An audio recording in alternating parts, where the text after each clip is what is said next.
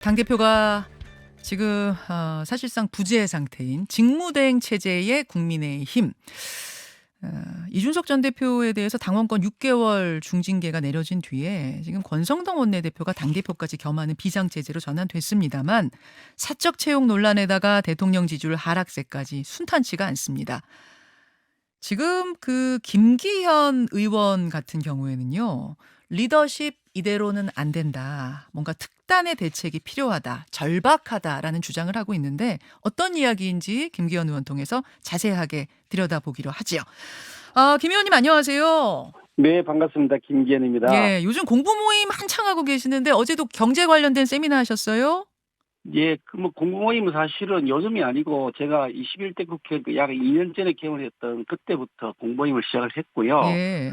그때부터 대략 한 2, 30명 정도씩 의원들이 참석하는 스터디 그룹을 계속 해왔었는데 음, 코로나 때문에 좀 모임이 안 되니까 중단이 되었었죠. 그랬었죠. 그러다가 이제 코로나가 조금 이제 잠잠해졌던 그 시기에 다시 네, 공부를 시작하자 그래서 재개한 것이고요. 네, 의원들 지금 제가 하는 공모임이 이 세밀이라고 약칭을 합니다만은 음, 대략 회원으로 지금 참석해 있는 분이 한 53명 정도 되고요. 오, 우리 당 의원이 총 한 115명이니까 약 한 절반 정도가 회원으로 들어가 계신데 예. 아주 공부 참석률이 매우 높습니다. 매우 높은 정도가 아니고 어제는 아침 7시 반에 시작했는데 의원들 56명이나 참석하셨다면서요.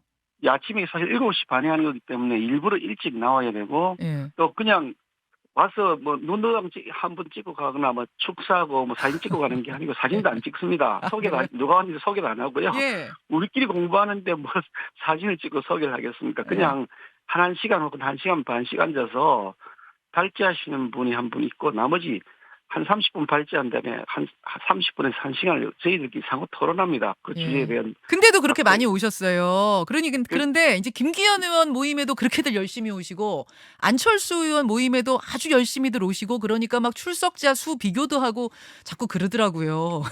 좀 신경 사실 쓰이시죠? 참 출석자 수 비교하는 게 좀 불편합니다. 이게 어. 우리끼리 모여서 공부하는데 몇 명 모여서 공부하냐고 자꾸 그렇게 합니다. 사실 안철수 의원께서 하시는 거는 좀 성격이 좀 다른 토론회 되기 때문에요. 예. 그리고 의원들끼리 모여서 하는 그런 토론회가 공부 모임이 아니고 예. 이제 전문가 혹은 패널 이런 분들이 나와서 발표하시고 방청석에서 사람들이 듣는 방식인데 예. 보통 이제 흔히 있는 그 토론회를 그러니까 앞에 축사 한마디씩 하고 사진 찍고 한 20분쯤 지나면 다 있어가는 음. 그런 형태 흔히 있는 의원들이 사실 바빠서 앉아서 토론을 계속 듣기가 쉽지가 않거든요. 그렇죠. 그러다 보니까 한 20분 있으면 다 의원들이 있어가는 방식인데 제가 지금 하고 있는 모임은 그런 게 어. 아니고요. 아. 일반인들에게 공개돼서 와서 들으라는 게 아니고 예. 의원들끼리 모여 앉아가지고 예. 우리 당 의원들끼리 치열하게 토론하는 1시간 혹은 1시간 반짜리 공부 모임이어서요. 그걸 자꾸 토론회와는 차원이 다르다. 자꾸 이게 숫자로만 비교하니까 사실 좀 불편합니다. 토론회와 공부 모임은 차원이 다르다 지금 그 말씀이신데. 근데 이게 의원님 혹시 예, 예. 저 김장연대라고 들어보셨어요? 안 그래도 며칠 전부터 예. 어떤 분이 그 라디오 방송에서 김장연대 얘기를 하시기에 아니 김장철도 아닌데 왜 김장연대가 나오냐 내가 그랬는데 제가 그렇게 얘기를 했더니 안철수 대표께서 그 다음 날인가 예. 김장철도 아닌데 왜 김장연대 이렇게 말씀하시던데 똑같이. 예. 그거는 제 저작권을 침해한 것이라서 농담이고요. 저작권 하여간 침해다. 농담이고요. 하여간 예. 그런 형태로 작들이 말을 만들어내니까 언론은 재미있으신 것 같긴 해요. 예. 국민들 듣기에도 아주 귀가 쏠깃하시긴 한데 네. 하여간 어떤 형태로든지 그게 좋고 나쁘고의 문제는 아니라고 보고요. 같은 정당을 한다 하더라도 생각도 다르고 음. 또 추구하는 우선 가치가 조금씩 다 다르지 않겠습니까? 네. 그게 똑같을 것 같으면 115명 국회의원이 필요 없지. 한 명 국회의원이 그럼요. 있어서 115석을 행사하면 되죠. 그렇죠. 예, 그러니까 다양한 여러 가지 가치의 프리즘 예. 그런 것들을 서로 녹여내면서 때로는 비슷한 사람들끼리 또는 조금 다른 사람들끼리 예. 토론도 하고 때로는 공방도 벌이고 음. 그렇게 하면서 정반합의 변정법적 발전이 이루어가는 것이다. 그래야 음. 살아있는 정당이고 그 정당이 오래 간다. 저는 그렇게 생각하거든요. 예, 그러니까 김장연대는 김기현 예. 의원하고 장제원 의원이 가깝게 뭔가 논의도 하고 서로 협력도 하신다 해서 이제 누군가 붙인 것 같아요. 일단 그게 맞긴 맞아요. 가깝게 논의도 하고 뭐 당 문제 토의도 하고 그러세요? 당 문제 뭐 아니 그 장제원 의원이라고 뭐 토론하겠습니까? 또그 권성동 대표하고도 토의하고요. 아, 안철수 의원하고도 뭐 수시로 현안들이 있을 때는 어, 같이 의논도 하고 뭐 그래요. 서로 뭐 의견도 나누고 다 하죠. 네, 그러니까 네. 제가 지금 정치한 지 그 20년이 다 됐는데 음, 음. 장제원 의원도 지금 삼선이시고 네, 또 뭐 저기 안철수 의원도 지금 삼선이시잖아요. 네. 권성동 대표는 사선이시고 음, 정치를 같이 한 기간이 벌써 10년이 넘었던 세월인데 음. 서로 이야기도 나눠가지고 뭐 우리가 뭐 철천지 원수도 아닌데 이야기 안 나누겠어요. 알겠습니다. 알겠습니다. 아니, 그럼 혹시 간장연대라고는 들어보셨어요? 안 그래도 그건 좀 저는 듣기는 표현은 좀 어색하긴 합니다. 그 예, 뭐 윤석 대표가 그 용어를 페이스북에 올렸다고 해서 그 해석이 뭐냐 갖고 논란이 벌였던데 예. 뭐 윤석 대표의 본심이 뭔지는 잘 모르겠습니다만은 그게 조금 이게 뭐 듣기 어색한 용어여서 음, 사람의 그 인품에 대한 평가를 좀 이렇게 음. 점잖게 했으면 좋겠다는 생각이 듭니다. 알겠습니다. 장제원 의원 얘기가 나왔으니까 잠깐만 하나만 더 여쭙고 저 다른 이야기 갈게요. 법사위원장 자리. 아, 장제원 의원이 김도읍 의원한테 양보를 하면서 이 정리가 굉장히 좀 빠르게 됐더라고요. 김도읍 법사위원장 이렇게. 이건 어떻게 보셨습니까? 사실 우리 당의 저기 배정된 위원장 중에서 핵심이 사실 예, 법사위원장이고 예. 또 뭐 우리 당뿐 아니라 국회 17개 상임위원장 중에 제일 요직인 데가 법사위원장이죠. 그래서 늘 뭐 여야 사이에 뭐 협상이 벌어지면 법사위원장을 누가 맡을 것이니 그게 핵심 축이 되고 있지 예, 않습니까? 예. 그런 면에서 매우 중요한 자리고 다들 가고 싶어하는 자리고 음. 장재원 의원도 사실 법사위를 오랫동안 했습니다. 그동안에. 네. 법사위만 거의 하다시피 했었는데 음. 그래 법사위원장에 대한 나름의 여러 가지 그 마음들이 아주 컸을 건데 음.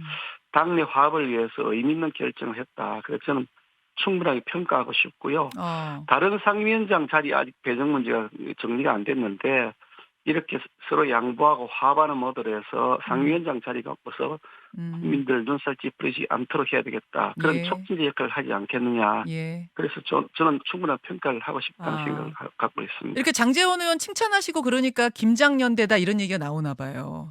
서로 아, 그 의원도 잘하는 건 칭찬해야지. 그러면 잘하는 것도 무조건 나쁘다. 그렇게 알겠습니다. 하나요? 맞는 말씀입니다. 자, 당 내부 얘기로 가보겠습니다. 이준석 대표 징계 이후에 지금 6개월간 임시 지도 체제로 가고 있는 상황인데, 아, 김기현 의원께서는 절박한 위기감을 느낄 필요가 있다. 특단의 조치가 필요하다. 어제 다소 강하게 표현하셨어요. 뭘 느끼시는 겁니까? 사실 이제 대통령 지지율이 계속 지금 하락하고 있고 우리 당 지지율을 또 하락하고 있는데 이 추세가 지금 멈추질 않고 있습니다. 그리고 그 수치가 지금 30%까지 내려가서 3자가 깨어지는 것 아니냐는 그런 그 우려까지 제기되고 있는데요. 예. 그렇다면 이런 경우에 집권 여당이 집권 초기 불과 2달여 만에 음. 이런 상황에 직면한다면 이게 절체절명의 위기라고는 의식이 필요하다. 우리에게 긴장감과 위기감 이런 어. 것이 고조되어야 할 시기인데 요즘 그러지 못한 것 같다는 그런 반성을 저 스스로 하고 있습니다. 예를 음. 들면 이런 거죠. 예. 어떤 뭐 제가 원내대표를 하면서 하도 바빠서 워낙 바빠서 치과 치료를 받아야 되는 걸 1년 이상 미뤄놓고 있었는데 음. 아, 원대를 마치고 나서 이게 치과 병원에 갔더니 이게 많이 나빠졌다고 네. 오랫동안 계속 치료를 받고 지금 있거든요. 어. 질병도 사실 초기에 제대로 대응하면 빨리빨리 수습도 되고 비용도 적게 들고 고통도 덜 네. 생기는데 이걸 이제 자꾸 시간을 놓고 방치하다 보면 나중에 회복에 막대한 지장이 있을 수 있다. 그런 차원에서 아하. 위기 초반에 특히 정권 출범 초기이기 때문에 예. 그런 특단의 위기의식을 가지고 우리가 대응을 해야 된다. 뭐 이런 거지. 예를 든다면 예. 우리 의원들의 의정활동 방식이 평상시처럼 이럴 것이 아니라 예. 완전 전시체제로 들어가서 전시 체제요? 예, 전시체제, 전시. 음. 지금 사실은 뭐 이게 우리가 뭐 이게 완전 전시만큼 위기 상황 아니겠습니까? 그러니까 어.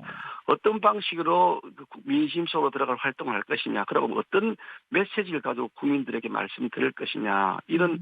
의정 활동의 방식에 대한 치열한 고민도 필요하고 구체적 액션 플랜도 있어야 됩니다. 그러면 당 지도부는 어떤 차원에서 어떤 단위에서 어떤 일을 하고 네. 그리고 의원들은 어떤 방식으로 이 문제를 해결하고 음. 원외위원장들끼리 모여서 뭘 해야 될지 이런 것들을 구체적으로 논의를 해야 되고 음.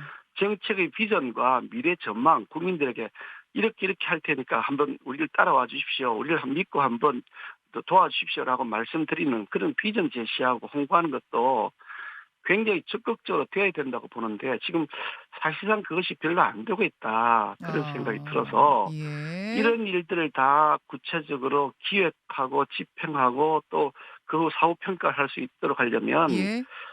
지금 이렇게 비상체제, 비정상적 임시 시스템으로는 역부족 아니냐. 음. 그러니까 우리가 뭐 속담에 그런 말도 있지 않습니까? 백지땅도 맞들면 낫다. 뭐 그런다는데 네. 짐이 무거워도 보통 무거운 시점이 아닙니다. 그러니까 이 음. 무거운 짐을 함께 들 수 있도록 하는 그런 노력들이 필요한 상황이다. 그래서 이 점에 대해서 우리가 심각한 고민을 해야 된다라고 하는 말씀을 드리는 음. 겁니다. 백지장도 맞들면 낫다 하는데 지금 백지장 정도가 아니라 굉장히 무거운 짐이 당에 지워져 있다. 뭔가 그렇습니다. 예. 이것을 같이 짊어지고 갈 수 있는 체제로의 어떤 전환이 필요하단 말씀인데 결국 임시 대행 체제가 아닌 조기 전대를 치러서 다시 정상적인 어떤 지도부 체제를 가지고 가야 된다라고까지 보시는 겁니까? 그 사실 지금 현재 권성동 원내대표가 맡고 있는 원내대표 겸 당대표 직무대행 체제 이것은 당헌 당규에 대한 그 해석 결과로 나온 것이고 저는 예. 그 해석이 옳다고 봅니다. 예. 그러니까 현행 우리 당헌 당규에 하면 이것은 권리가 아니고 사고라고 봐서 음. 이 권한 대행 체제가 아니고 직무 대행 체제가 이렇게 된 것인데 맞습니다. 그렇게 의총에서도 결론이 났고 또 네. 저도 뭐 그 결론이 옳다고 생각하기 때문에 예. 현재 권한 대행 체제는 정당한 절차에서 하고 있는 것이 맞습니다. 예. 다만 제가 말씀드린 것은 과연 우리 당이 지금 뭐 당헌 당규에만 부합하면 국민 여론에 부합하는 것이고 책임 있는 여당의 모습이냐. 어. 그것이 과연 책임 있는 집권 여당의 모습으로서 차기 총선 이제 한 1년 반 남짓 남았는데요. 예. 1년 반 남짓 남은 총선에서 국민들에게 우리가 잘했다는 평가를 받을 수 있는 최선의 선택이냐. 음. 그런 고민이 필요하다는 아니 근데 것이고요. 차기 총선까지 그 전에 제대로 해도 전당대회는 치르잖아요. 내년 6 물론 월이면 하잖아요. 치르죠. 예. 근데 물론 부족합니까 치릅니다. 시간이? 그런데 아까 제가 말씀드렸잖아요. 질병에 관한 말씀을 드렸는데요. 예. 어떻게 우리의 그 이 손실을 최소화시키면서 음. 우리가 얻을 수 있는 그 지지를 최대화시킬 것이냐. 음. 그걸 음. 하는데 아니 이거 100을 얻을 수 있는데 70을 얻을 목표를 한다 그러면 되겠습니까? 100을 얻으려면 100을 목표를 해야죠. 아 초장에 그러니까 이걸 잡고 가야 되는데 내년에 가서 전대 치르고 뭐 그때부터 이거 뿌리 뽑으려고 하면은 시간도 오래 걸리고 병이 깊어진다 그 말씀이세요? 지금 그 윤석열 대통령의 집권지 한 2달 남짓 됐는데 초기 1년 그러니까 집권하고 한 1년 사이 그 초기 1년은 예. 남아있는 4년하고 비교했을 때 초기 1년이 저는 더 중요하다고 생각합니다. 알겠습니다. 왜냐하면 그 건축물을 한번 생각해 보시면 네네. 아파트를 우리가 5층짜리 짓는데 음. 처음에 기초를 잘 다져야 되지 않습니까? 알겠 바닥을 예. 잘 그 기초에 다지고. 대한 문제는 말씀하셨어요. 예, 알겠는데 근데 김 그러니까요. 의원님.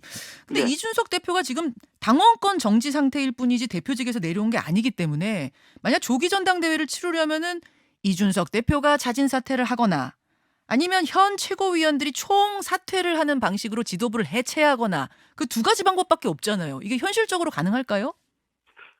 정치에게 있어서 뭐 이게 당헌 당규만을 갖고서는 할 수 없지 않냐. 결과적으로 우리 예. 당이 국민들에게 지지를 받을 수 있다면 뭐든지 해야지. 몸부림을 쳐야지. 어. 아이고 국민들이 지금 우리 당에 대해서 잘못하겠다고 야단을 치시고 예. 윤석열 정부에 대해서 지지율이 계속 지금 떨어지고 있는데 네. 그래도 할 수 없지요. 뭐 그냥 뭐 시간을 뭐 기다릴 수밖에 없습니다 하는 것이 그게 살아있는 정당의 모습이냐. 그런 말씀을 드린 어. 것이 그래서 이 문제는 책임 있는 그 분들의 음.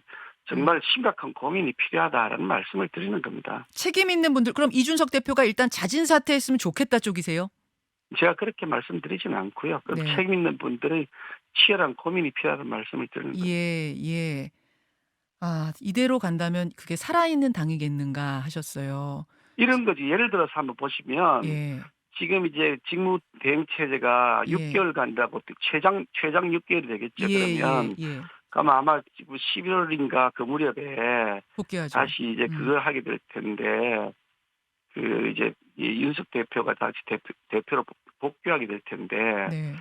윤석 대표가 뭐에 대해서 윤석 대표에 대해서 한 징계 그것이 옳으냐 그러냐 그거는 사실 여러 가지 논란들이 있죠. 어느 것이 옳다 그러다 이렇게 뭐 여부에 대한 논란들이 있지만 네.